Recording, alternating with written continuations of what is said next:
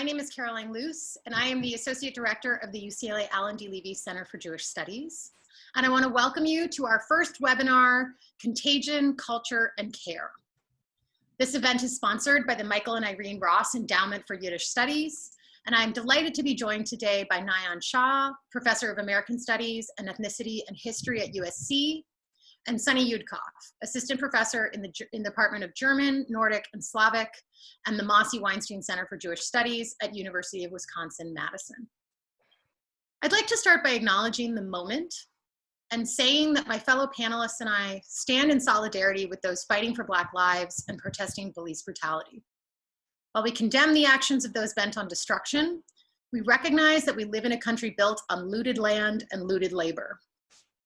That we are holding this event today on the ancestral lands of the Tongva, Chumash, and Gabrielino peoples who have stewarded it for centuries, lands tilled and made profitable by people who were stolen and enslaved.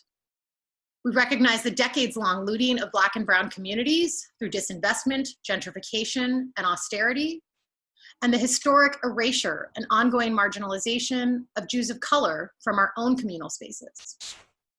We are horrified by the violent militarized tactics of the police and hope that the grief and righteous anger of the voices calling out for justice will be heard.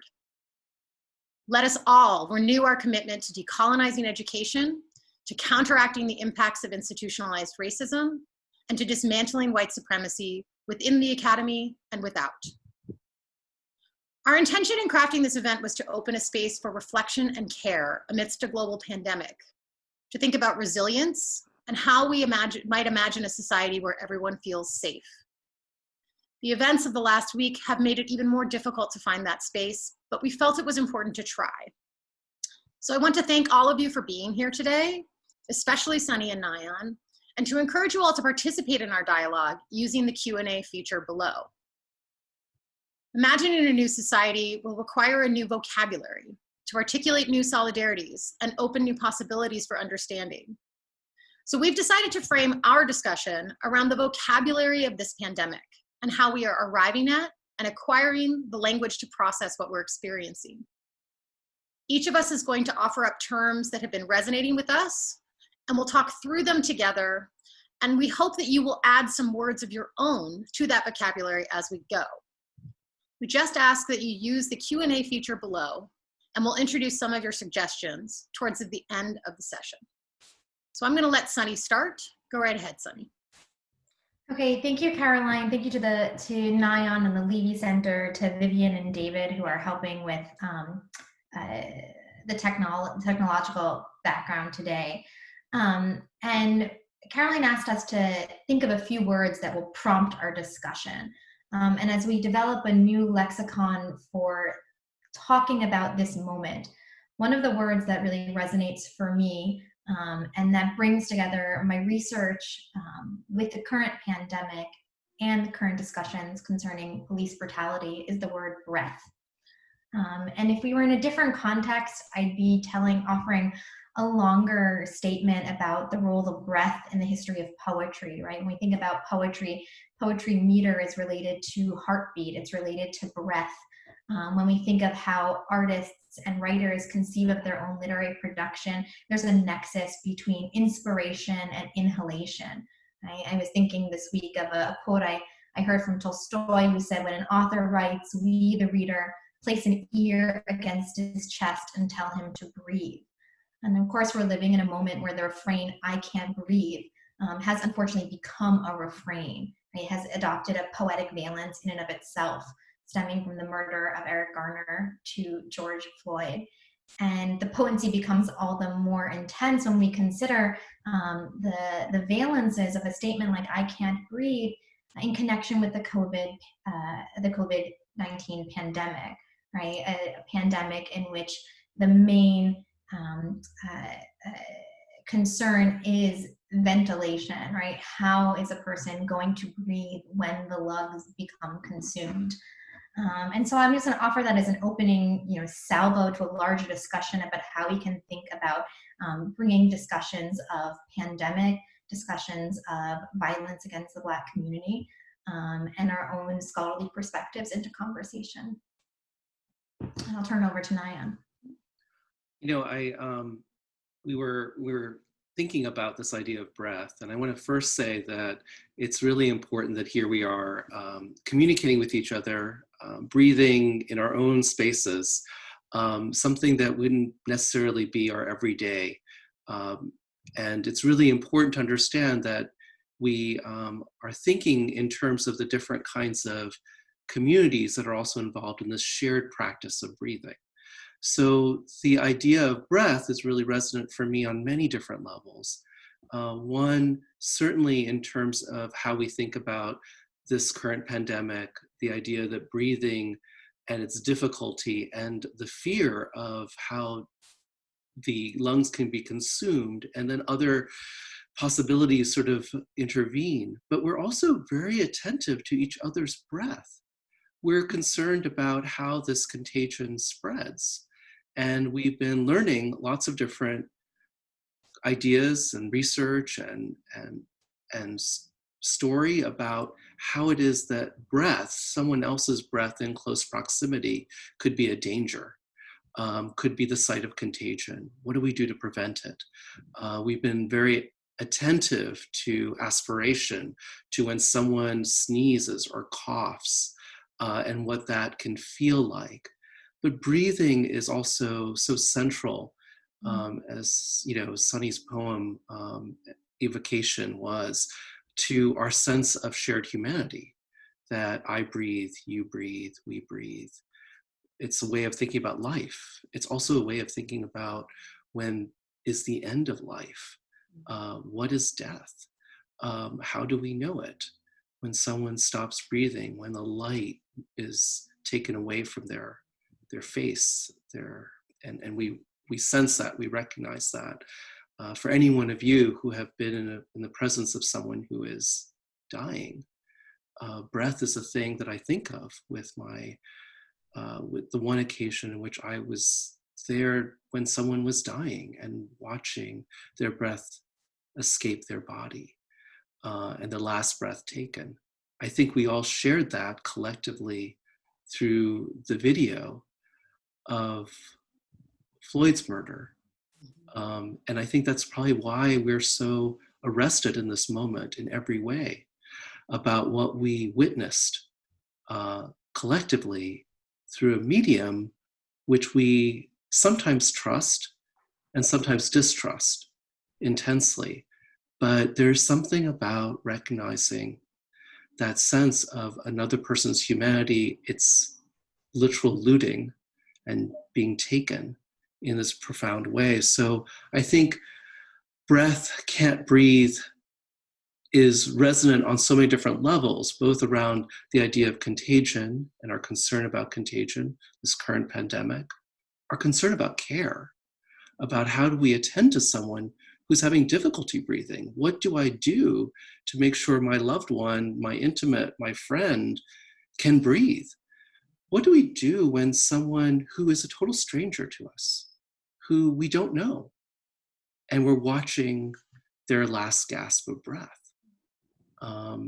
What are all the different kinds of possibilities that are emerging for us about how we think of ourselves as ethical, social, political beings in this society and the various different layers of that society?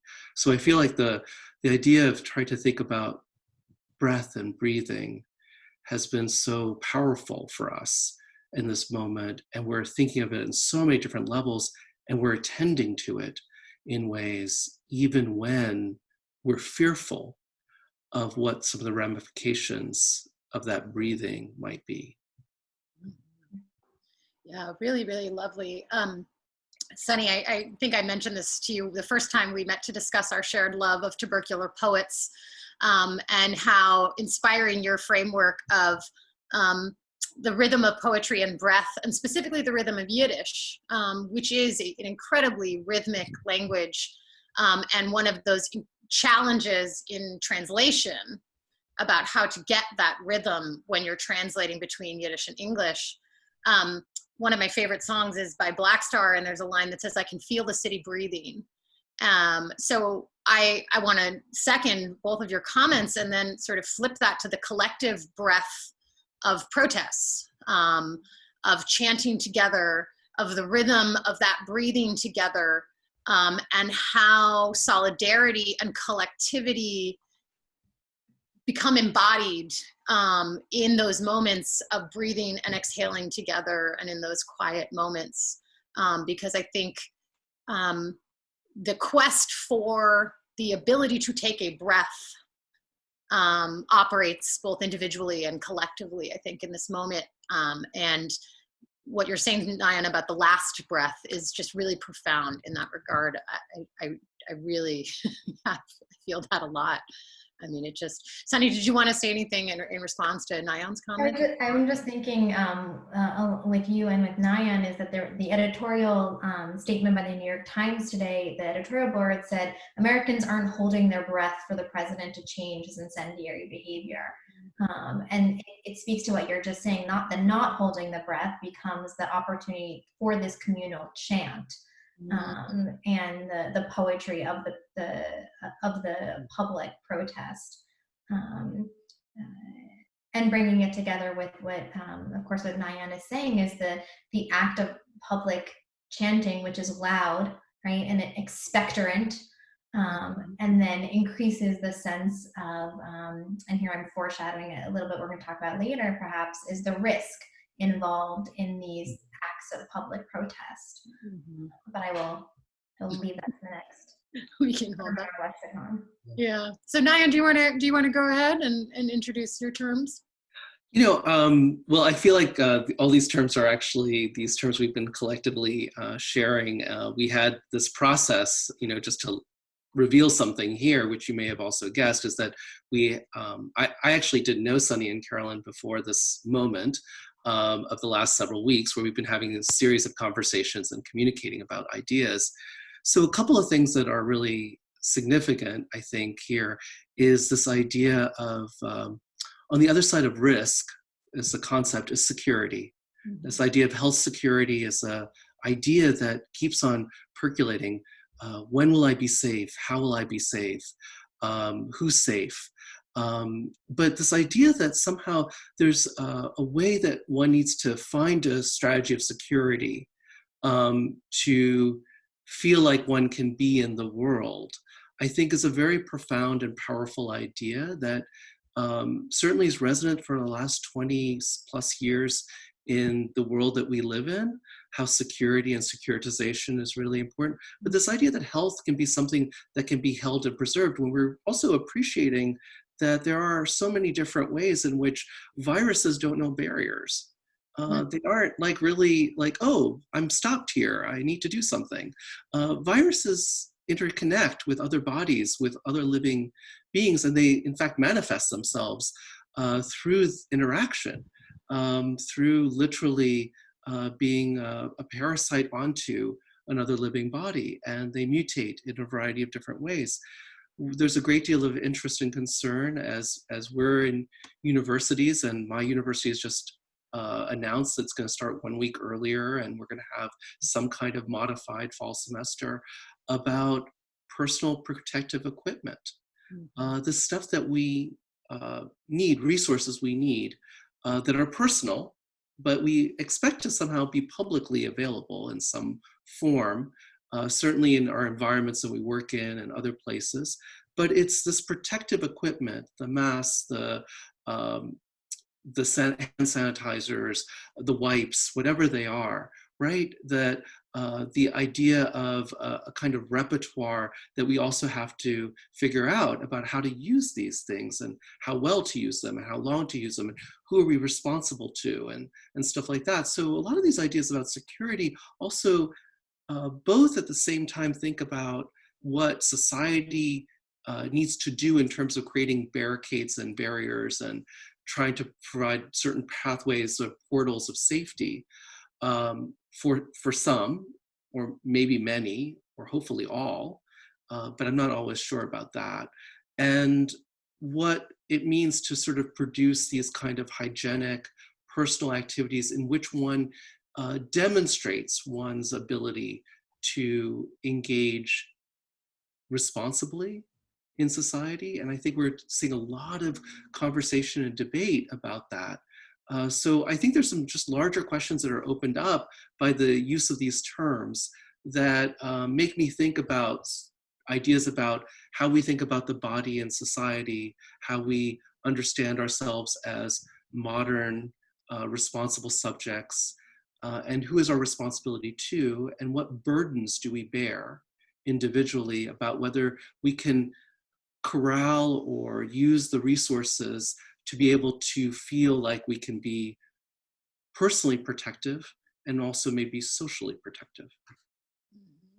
Yeah, and I'm hesitant because I'm holding a sneeze at the moment. And then we talk about personal protective equipment.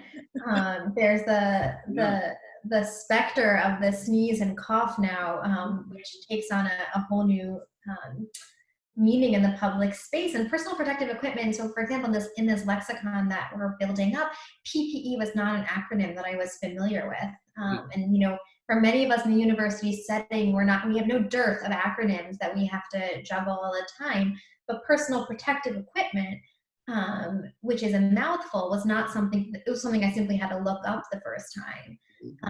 And when I'm thinking about, you know, health security, personal protective equipment, my mind goes in a slightly different direction, which is some of our salutations that we've been invoking in our by emails. Caroline, you started by saying Shalom Aleichem, peace be upon you, the Yiddish phrase, and I'm struck now by the use of phrases like PPE in emails, and also sign-offs. Here, follow my logic here. Is people are writing, stay well, healthy vibes. It's hexy language that has become common in our vocabulary as a means of, projecting well wishes onto others, and trying to offer personal protective equipment in different fora. And I'm thinking here, when you said Shalom Aleichem at the beginning, I didn't know you were going to say that. And I'm thinking about the salutations that, the Yiddishist community has been using. Goodbye is seid gesund, so be healthy, literally, but it means goodbye. But I found in more recent exchanges that people are saying abi gesund, at least health, comma. And it's these, Nayan, you're saying the boundary crossing of the personal and the public, of the public health, and the personal space of the home. You're almost seeing it in the language that we're developing in simple email exchanges of these projecting moments. Yeah, I actually want to go right back to Nayan after that comment, because I'm wondering if you could sort of pull out or dig into this idea of the personal protective equipment in collective spaces, right? I don't know if you've seen some of the photos of like the plexiglass barriers that people want to put up between professors and their students. So I thought maybe you could just toy around with that a little bit more in response to this. Well, I think I recognized it at all the different, when I would go for my weekly grocery trip, suddenly this plexiglass equipment was everywhere. It made me feel like I was actually, the first time I actually encountered it, I think at a CVS, I was like, and with a little hole in the middle, I thought like, oh wow, am I in a money changing operation or some sort of other kind of operation I had sort of seen before? So let's just say this, that there are different ways in which we are trying to create both transparency about the different kinds of ways in which we are trying to be socially connected or seem like we're physically in the same place, and yet we're producing forms of distance as well.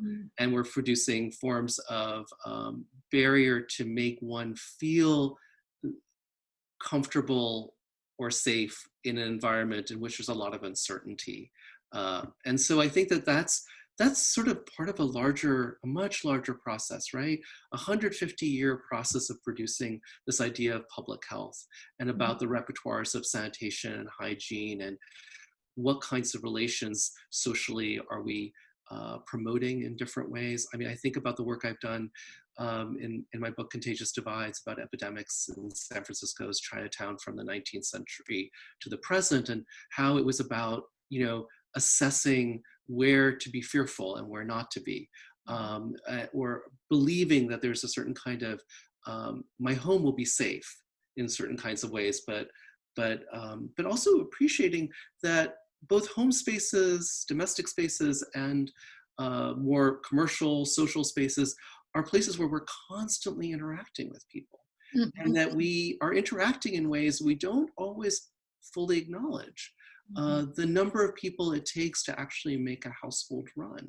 I think there's a more honest assessment of this I discovered when the first time I went back, the first time I was like conscious of what was going on when I went to visit my grandparents' place in India. I was like, wow, it seems like it really literally takes a village to make this household hum, you know, and there are people coming in and out and stuff like that. It was very strange coming from my suburban Maryland household. I was like, wait a minute, it's just, you know, it's my brother, my mom, myself, you know, relative, my dad, you know. But then I began to realize, no, there are all sorts of other people that are actually bringing things into the house, and there are all sorts of people that are helping taking care of stuff, some of which we acknowledge and some of which we don't, and we're in this kind of heightened place. So the personal protective part is really fascinating to me, because it is a repertoire of product. You know, it is such an amazing repertoire of product. It was such an amazing moment when people were saying, like, you know, hand sanitizer is really not going to work for you. It's, you know, it's mostly alcohol. You just use soap and water. Soap? What soap? Oh, hand soap, like the sort of liquid stuff? No, soap, water, hand, under. But that repertoire of washing hands, okay, that was something that is a training that developed in the 19th century of, you know, don't be afraid of bathing. And we know, you know, Europeans notoriously poor bathers, right? Like until they built up beautiful spas and baths and stuff like that. But, you know, notorious for being like, I'm not taking a shower, I'm not bathing. But then the idea that we have to bathe and then you have to do things a certain kind of way. I felt like I watched in the run-up of the lockdown, we share a hall, American Studies and Ethnicity shares a hall with math students and faculty and stuff like that. And most of my department is female. Most of that world is all male. So my encounters in the bathroom were just amazing to see these men finally washing their hands for long periods of time and being really attentive to each other's behavior. It was also really fascinating. But I just sort of point that out and sort of saying, like, that was already the beginning of this way of like, I'm paying attention to your hygienic practices. Are you being a modern subject? Are you being a conscientious subject? What are you doing? And stuff like that. I sort of noticed with, you know, the neighborhood I walk in and bike in and run in about the different kind of repertoire of masking that goes on, where people feel like they need to place their masks. I also have been noting that suddenly there are neighbors of mine who are no longer not leashing their dogs, which is a positive. You know, but before, you know, if you called someone out on about leaving their dog unleashed, somehow you were the bad person. Why are you so afraid? My dog's so wonderful. But I'm just sort of pointing out the different ways in which people are responding. Some people also, you can see that people are also finding ways of sort of deciding who is in their circle or community of care, and how they're going to respond to them, and who's in their community of people to produce distance with. And how that works. And I think that that's been this extraordinary way in which people have been responding to who they see as essential workers. Yeah, I gotta jump in there, because when you talk about this repertoire of products, I mean, one of the things to me that I was paying a lot of attention to in the early days of this discussion of PPE, because of my support for the Garment Workers Center, was the idea that the supply chains of this repertoire of products are another dimension of that interconnectivity of our lives. And the idea that the workers making the masks in the garment factories downtown were not being provided with the very PPE that they were making. And how in those kind of veins of interconnection, we assumed that all these supply chains would just snap to, and we're watching, I mean, the toilet paper, the toilet paper was the sort of tangible one of this. Soap is still proving to be a tricky thing to get your hand on. So, you know, I'm mindful of those kind of supply chains. And I think in terms of our reckoning here, we not only does this disease not cross borders, but we're starting to understand that our supply chains are sort of fibrous and interconnected across borders, and that are tying us together into connections based on need and a sense of emergency, and then what that does to risk. We could go to risk now, but I actually wanted to follow up, because another thing that was really popping out to me about what you were saying is that there's a repertoire of responses too that we're seeing here. And I'm struck by the idea of those walls, from the plexiglass that we're discussing to the new fence being put up around the White House, to the idea of creating space and the wall that we're constructing here. So I wonder if we might linger just for a second, not only on the sort of repertoire of products, but the kind of repertoire of distance and distancing that we're seeing. And I thought if you guys maybe want to speak about that a little bit, maybe Sunny, you could start, because of course, the old-fashioned mode of distance was isolation, right? To physically separate and withdraw and confine and contain the contagion that way.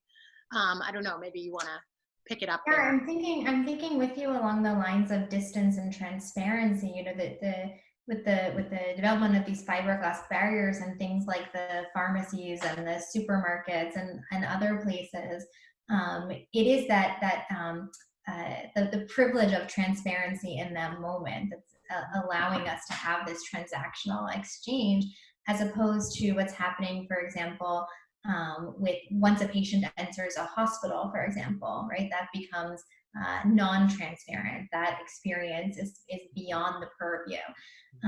And I've been thinking a lot about the distance as a privilege, not just in terms of the nature of who can comfortably work from home, which is part of the larger discussion that you're talking about, but in my own research, the phenomenon of people traveling for the cure was a luxury.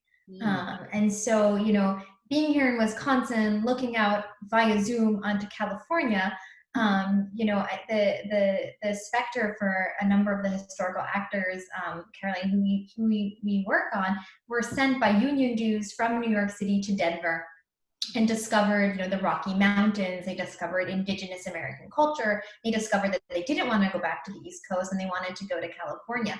But their cure itself remained somewhat invisible.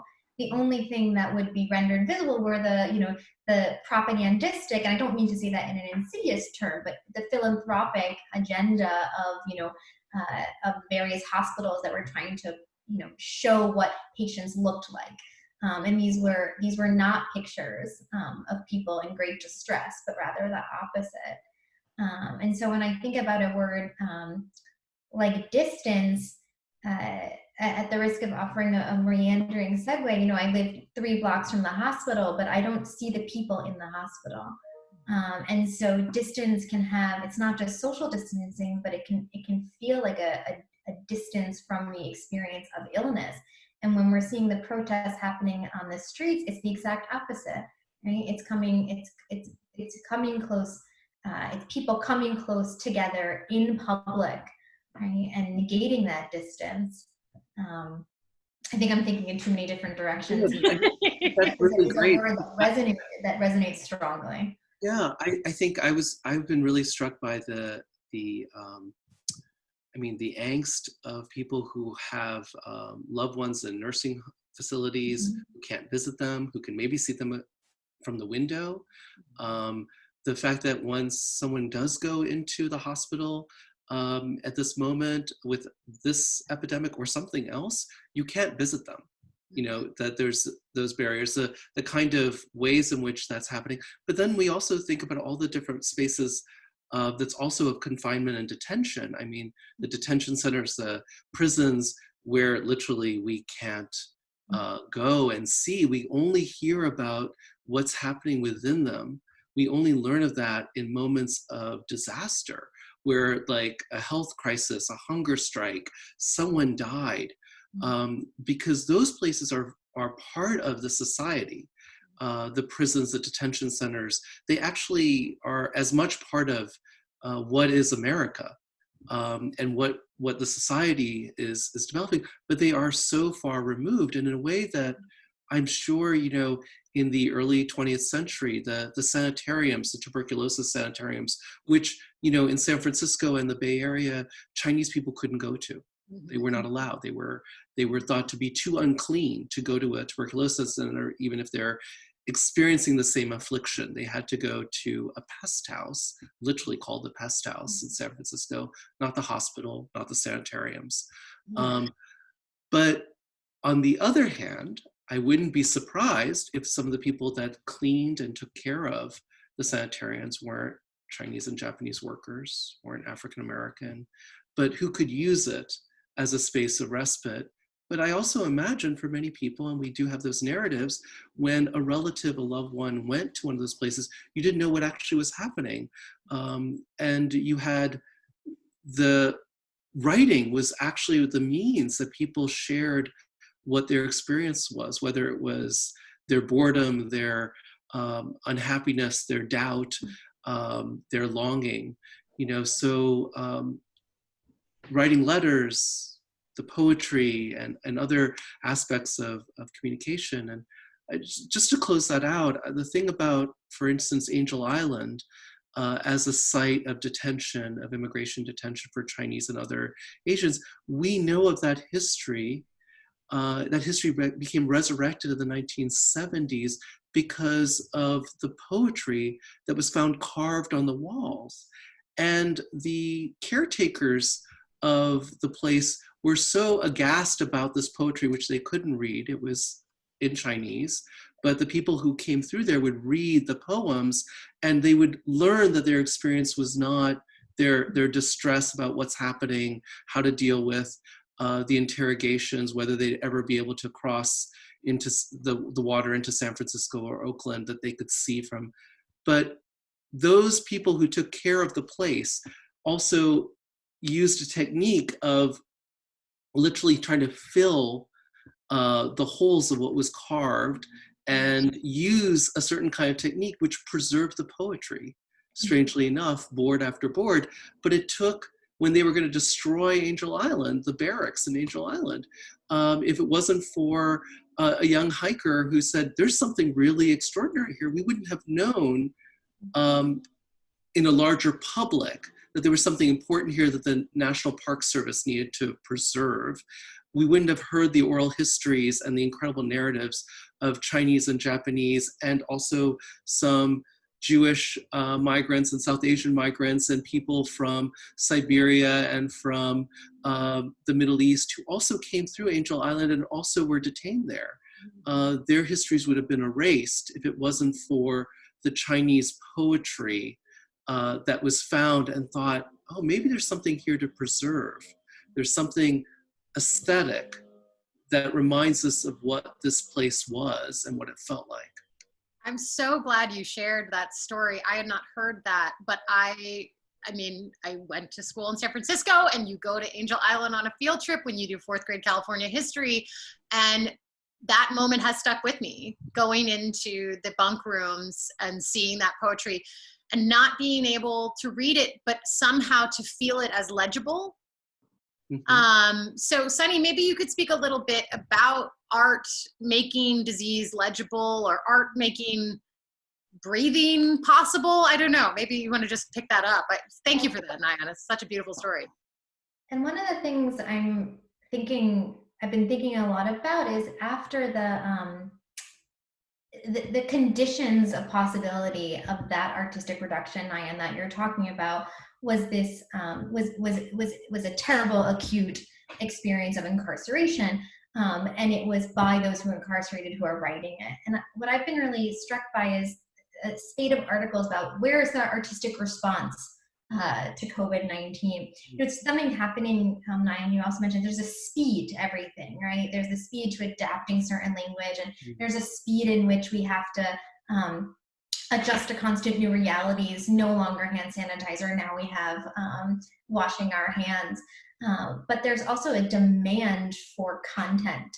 And one of the things that I've noticed that reminds me of some of the sanatorium experience is that there's been so much doctor and nurse produced art. And I'm thinking here, there was a lovely recent photographic essay in the New Yorker about that was riffing on this a Life magazine spread from the 40s about a country doctor, and the original spread was all, the country doctor must adapt. The country doctor who, as you can, picture in your head, white, male, clean cut, must be able to attend to all different types of ailments, must be able to have his leisure interrupted in order to treat, and then, shows treating from the mundane to the severe, and is heroic. And a nurse at Lenox Hill Hospital in New York did an updated version of that, taking pictures of a nurse in an ICU who is encountering, who is treating and caring for patients. And what I'm interested in is, there's real resistance in literature and medicine from focusing on doctor hero narratives, which is a very established narrative. And yet with COVID-19, we're dealing with an ailment where patients who are at the most acute stress are not able to write their narratives.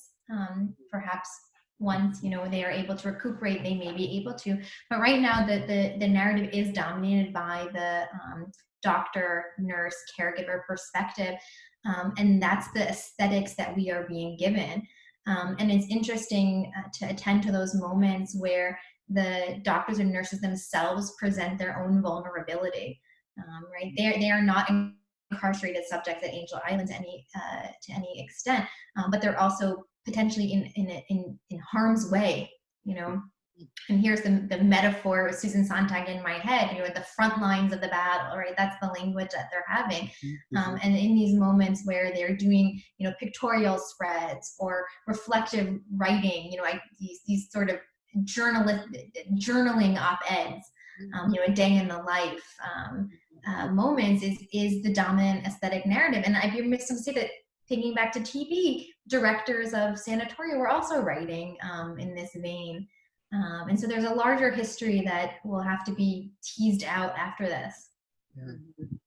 I think those aesthetic contributions you're suggesting are really fascinating as well, because they do reveal something about, what the forms are where we're paying attention and which ones we're not in. And also, how the textual and the visual works, which is really fascinating as well. I mean, I've been struck by the idea. I'm not on Instagram, but I've been told there's a lot of artwork that's on Instagram that, or Pinterest or something like that would be interesting to sort of look at. But those are various interesting mediums with which people are sharing and exchanging different ideas. And I always wonder about that process of exchange. Since I'm in that regard a Luddite, I'm not sure I completely get the kind of process in which a relational conversation is emerging there. But just like the most interesting thing for me to keep in mind about that poetry that was carved on the Angel Island walls is it took a long time to do the carving. There were only certain people that were literate that were both writing it and reading it. It was more often spoken aloud. And so it was performed. The poetry was performed. The poetry had lots of allusions to other forms of classical Chinese poetry. So it sort of like picked up a repertoire of storytelling, of trying to make sense of the world in a really powerful way. And once I began to appreciate that it was a performative process, I began to wonder if we might also be seeing art happening in our world in a performative way that is very improvisational, that is interactive in ways that we maybe are not exactly paying attention to in in terms of its endurance, because it's relational, it's ephemeral, it's in the moment, but it's helping people find a way of experiencing in theater and performance of one kind or another, what it means to be in this moment. And I don't mean just, the kind of very sweet, my niece and nephew doing this little set of performances, one enthusiastically, one chafing like a teenager, like, why am I doing this for my grandparents or my aunts and uncles? But I mean like the kind of process of what is it that's resonating with people? How are people telling stories? What stories are they telling? In what spaces are they telling those stories? And also just the kind of moments in which is that storytelling happening in ways that then might be stretched and reshaped and created into something that might move and live on in different ways. So maybe that's a little bit of like where to try to figure out what those mediums are where people are sharing that work. It's so interesting that you choose the language performative too, because there was a whole discourse yesterday. A couple of record executives called for what they were calling Blackout Tuesday, where they were telling everyone to put a black box in their Instagram specifically and in their Facebook. And it took Black Lives Matter activists to sort of say, hey, by doing this performative allyship that you think you're doing here, you're actually completely impeding our ability to use these media to do our performative activism, to share information about what's happening on the ground, to broadcast messaging around where actions are and how we can help. So there was this whole moment of performative posting and then performative retraction of those posts. I think we're seeing similar dimensions of that around the sharing of these videos of police brutality, right? These videos are on the one hand incredibly powerful forms of engagement and signaling and outcry, and yet also ones where people are really reconsidering, and by sharing this, am I sort of re-traumatizing, piling on to moments of trauma rather than sort of helping elevate voices that need it. So I definitely see a reconciliation kind of happening in real time right now around this idea of performance, art, creation, activism on these platforms and how we can best engage. I want to pause here just for a moment to really encourage folks who are in attendance right now to throw out some stuff into the Q&A. If there are questions you have, things that are popping for you that you'd like to hear us discuss more, please join us now as we get sort of closer to 3 p.m. here. And I will take us, I guess the term that I had proposed, and maybe this is not too tangential, is this idea of risk. I've been thinking so much about, my risk, your risk, the risk of doing versus the risk of not doing,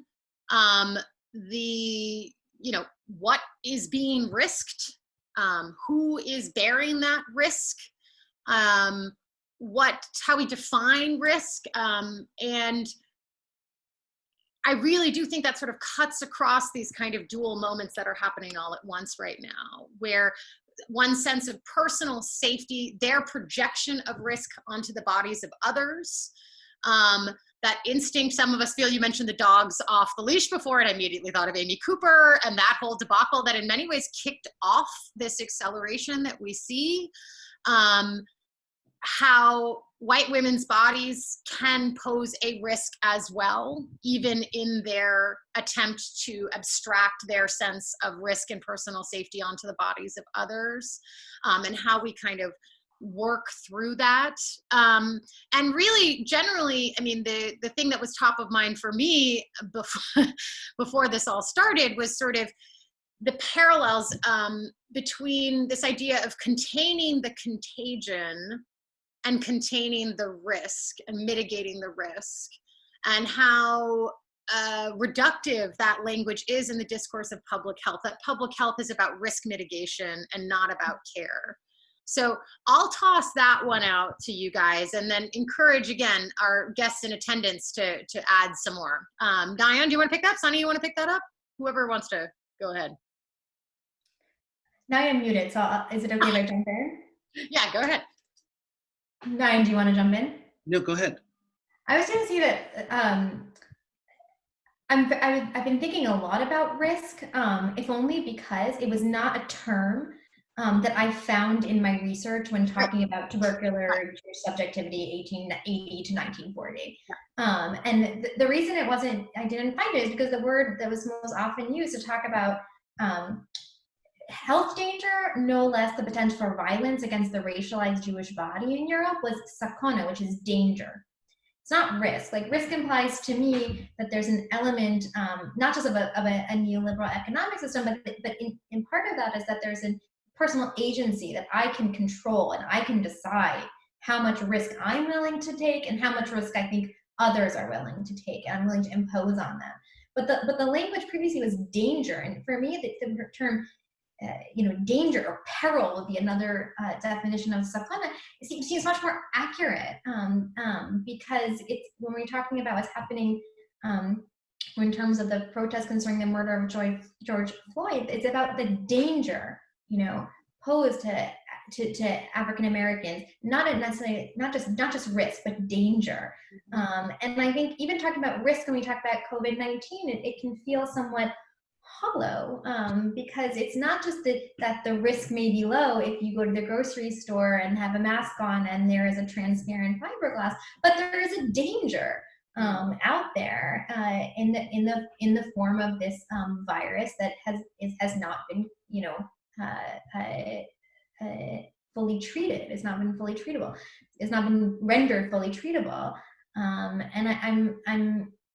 it makes me think about my own discussions of these subjects, whether risk is even a viable term, whether we should be talking about danger, peril, recognizing that can lead to uncomfortable, very horrible moments, yellow peril, etc. So let's put peril to the side, but danger, I think I want to take back. Just to quickly to follow up on that, Sunny, that's exactly actually the shift that I find so troubling, right? From danger to risk, because danger implies protection.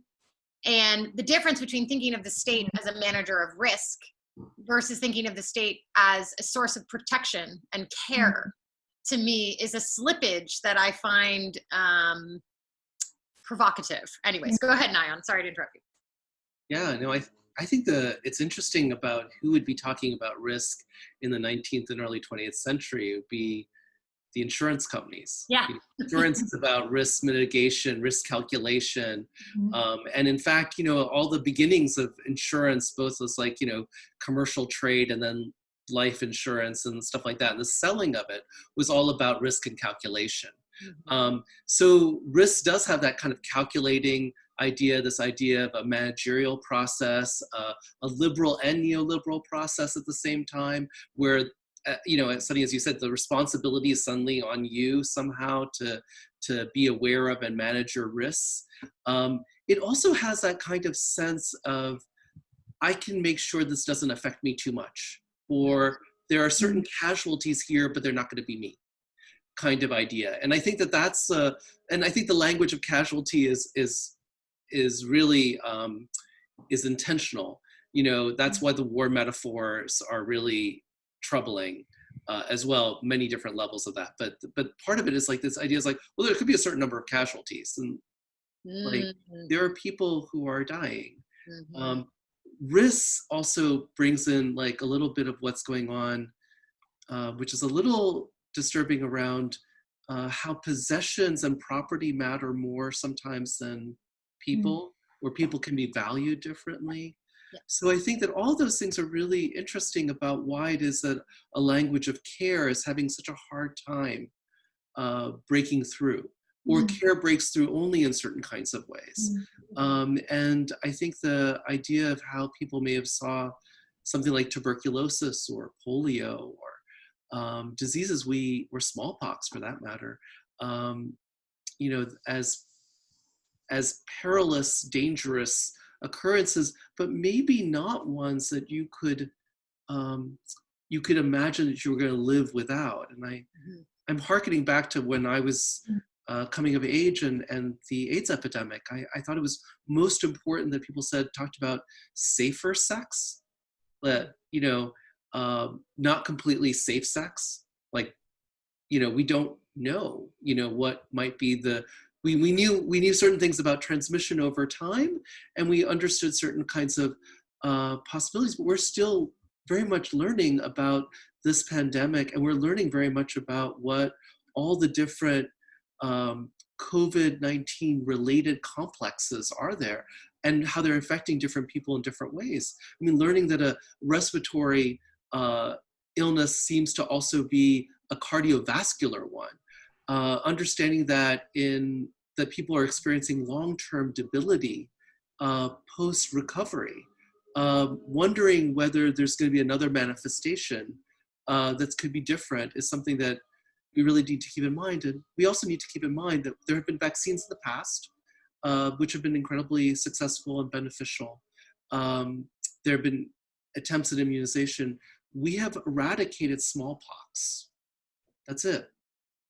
We haven't eradicated, there's nothing else that's been eradicated. So having confidence in this kind of eradicatory idea makes it also hard to listen to people who are experiencing their fears, experiencing illness, experiencing what is happening to their bodies, and really paying attention to not the risk involved, but what kind of strategies of care and solace and comfort can I provide you, knowing full well that if in my intimacy with you, I may be also possibly might, catch this illness, but I'm going to have to figure out how to negotiate that.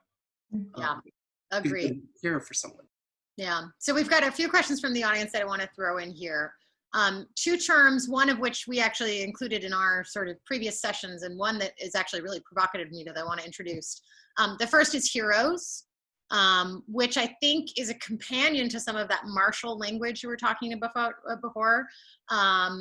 The idea that every war needs a hero, and we can talk about that a little bit. And then Ben has introduced one fascinating idea, which is protocol, and the idea of protocol and protocols, which of course has different resonance in sort of Jewish community life, but is certainly something we're seeing right now. So I'll toss those to you. Sunny, why don't you go ahead? Well, my first response is, as a Jewish studies scholar, and I'm going to mix my medical metaphors here, I'm a little allergic to protocols because of course, the protocols of the Elders of Zion, which is a vile resource of anti-Semitic canards. But it's also, of course, protocols is also a key word, for example, in if you have a meeting of Yiddish socialists, you're going to have protocol, and you're going to have the protocols of the meeting. So it can be very perfunctory. I'd have to think more about how I'm without having an opportunity to ask the questioner. I'm assuming we're talking about medical protocols.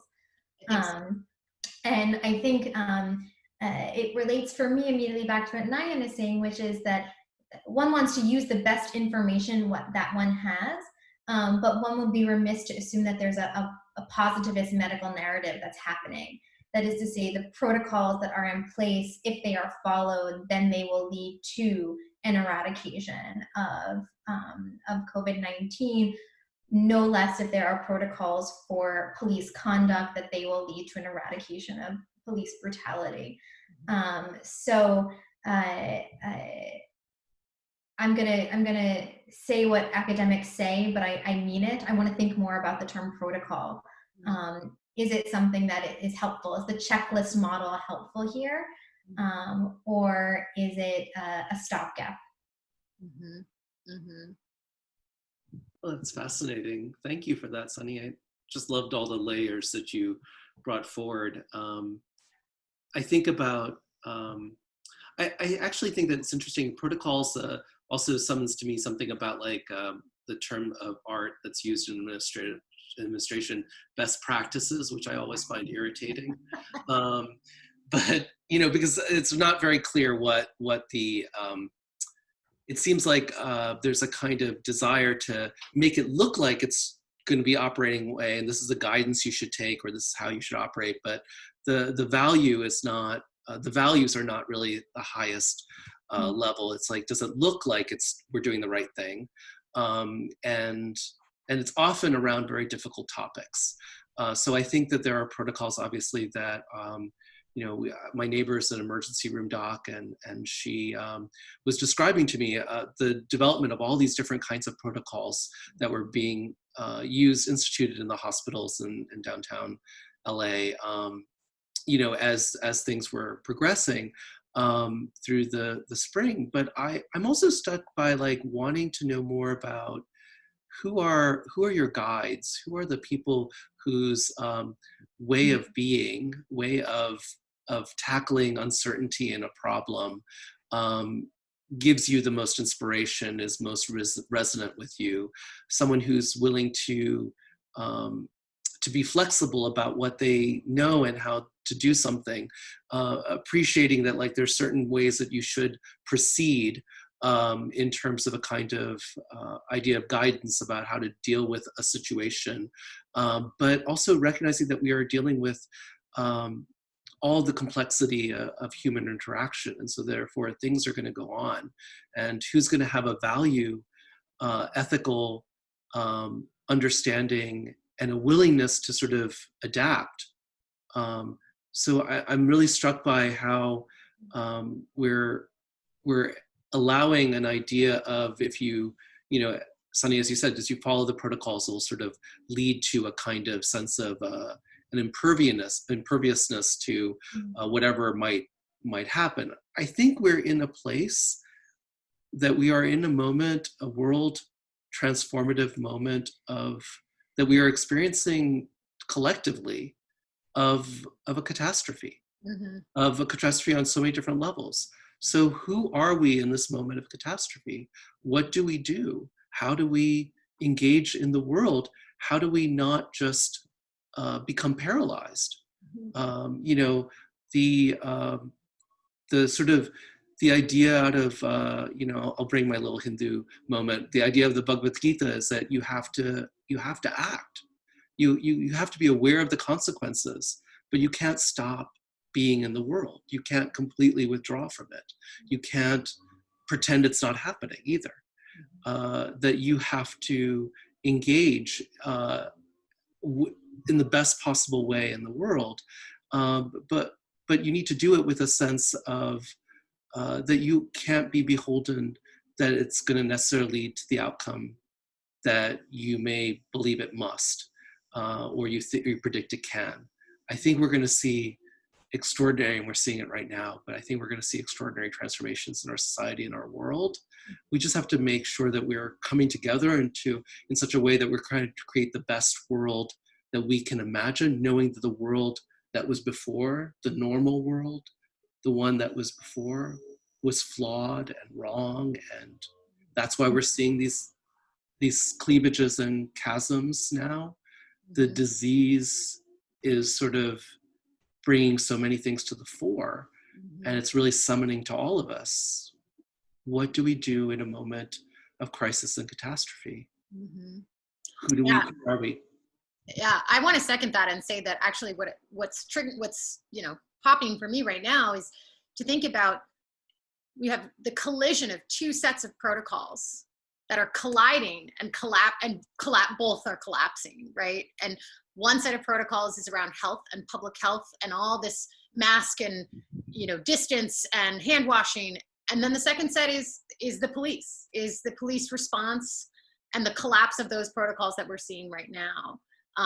The idea of detention putting people at risk, these tactics that we see in how they respond to peaceful protest as actually increasing risk rather than decreasing risk. Mass arrests create confinement of bodies in exactly the way we've been told to avoid at every possible time, right? So, I think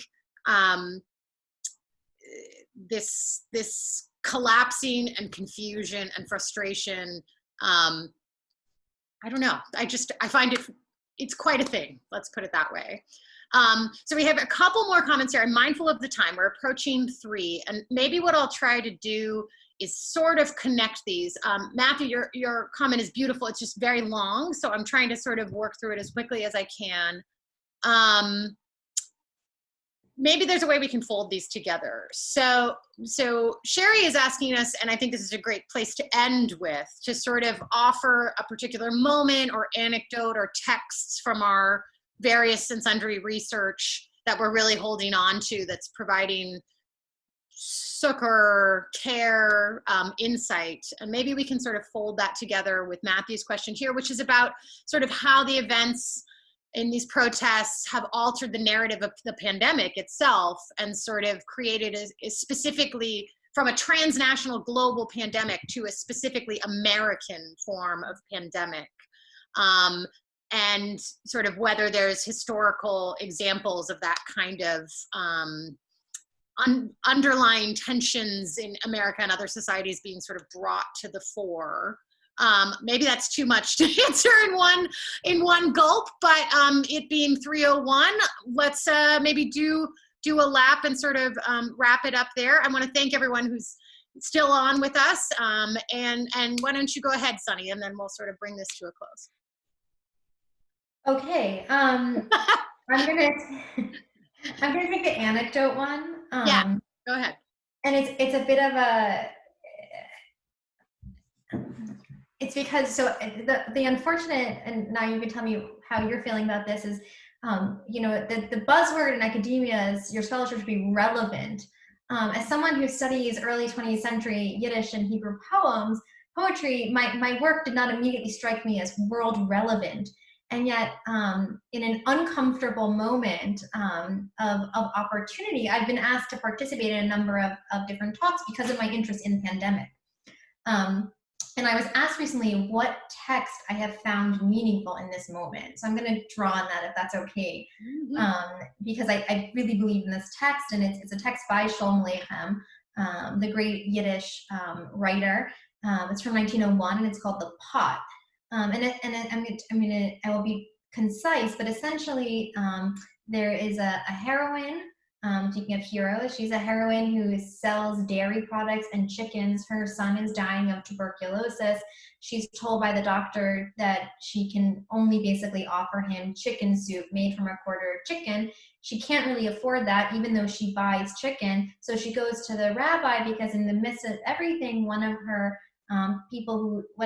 tenants accidentally may have accidentally dropped a little bit of milk into her meat pot, rendering the pot unkosher, such that she can't even make the chicken soup. And she goes to the rabbi to ask if her pot has been rendered unkosher, and after basically yelling at him for 10 or so pages, he faints before he can respond. And the act of fainting is both kind and cruel. It's cruel because he doesn't offer her an answer, but it's kind because he can't offer an answer that would abrogate Jewish dietary laws. But more than that, he absolutely can't offer her an answer when there are so many levels from which she is suffering: poverty, health inequity. There's such a much larger context for this text, and I recommend it because it's a text that screams at you. It doesn't release you, and I think I'm particularly weary of hero narratives, especially in moments like this where maybe the pitch shouldn't be lowered. And maybe the transnational attention that's being devoted to George Floyd's murder bespeaks larger concerns that need to be brought out about global pandemic of racism to bring everything together. And I highly recommend it. It's a wonderful short monologue. And if you do read it, I recommend that you read it out loud in a mirror, if only so that the full psychological impact of this text can be felt. Love that. Go ahead, Nayan. You're muted. Yeah. I'm gonna, that was so beautiful, and so rich. I don't think I'm gonna go with the first question. I'll go with Matthew's, or try to approach it. I too shared Matthew's sense as that the interconnectedness, the interrelatedness of the pandemic was as a global phenomena, as manifesting in different places in very intense ways, but with a kind of similar set of problems and possibilities, and really intense strictures about like the use and application of quarantine, as well as the unknownness of contagion, was really going to bring people together in some way. I take your, I think the circulation by video, and the circulations by video from the US context globally, of a series of videos which culminated in the video of Floyd's murder and all the protests that are going on, both in the United States and also in other parts of the world, is making this a kind of national problem around race. But I think it's also making a problem, to sort of echo something that was just said earlier, is that it's actually about which bodies are disposable. Mm-hmm. And I think the disposability of human life is something that in the 20th and 21st century, at a moment where all kinds of ideas about human rights and dignity and universality have also been ascendant. There have been many different instances in every country in this world, and of people being thought of as disposable, as rightless, as a threat, a danger, and therefore to be eradicated. And I think that is a 20th century, 21st century idea, a sense of tension of human right and disposability. And I think what we saw in the responses about the use of the militarized state to make someone's life disposable in front of us. And we are saturated with violence. I mean, we see visual violence unendingly, visually, but that response is so powerful. And I think we also are confronted with many people in power who both get that this is urgent and also want to deflect the question away from justice and inequity. They want to move the conversation over to, can we just consume? Can we just go back to our lives? Can we not destroy property? Without understanding that this tremendous grief, this anger, we're going to see, and I understand living in the United States, we don't actually see as much from the rest of the world that we need to be seeing and experiencing and learning about. But I think we're going to see eruptions of grief and anger unaddressed by governance around the globe. I think this is just one. Unfortunately, the question is, what in this place can we do to change the conversation so that we are a conversation around redressing justice and inequity, and making it clear that no life is disposable. Yeah, and I'll just end by saying, that we actually have seen that kind of global solidarity already. There have been protests in London, Berlin, Paris, Tehran, probably far more places than we've even been able to see, as you say, Nayan. And I'll say that, for me, it's not a specific text or a specific moment, but a specific sort of issue, which is solidarity and how to be in solidarity, how to demonstrate solidarity, how to act on solidarity, the tensions in our own solidarity of how we align ourselves, when to stand back, when to stand forward, when to give money, when to get involved. All those issues are really floating around for me. And, I really focus on this tension between the kind of universal and the particular. And I see so much of that right now, even in the very language of Black Lives Matter versus All Lives Matter, even in the very language of pandemic, right? Is this a global pandemic or is this an American pandemic, right? And how we kind of work through these things. So I think I'll end on this note of solidarity, because I think that's really what all of us are calling for here, and what this moment demands. And so thank you who have stayed with us for being here in solidarity. And let's think about how we together can create a world where everyone feels safe, create a society built on care and not on violence. I don't know if we can ever rid ourselves of that violence, but we can try. Leave it at that. I want to say thank you again. It's going to feel weirdly abrupt because I'm about to close the screen here. But thank you all for coming. Thank you, Sunny. Thank you, Nayan. And we will be posting a recording of this for you to share, and we'll send it to all who are in attendance so that you have it and can share it with your friends and family. And thank you for being here together, even though we're all afar at a distance. Thank you. Cheers, everyone. Bye. Abby Gesund. Amiga,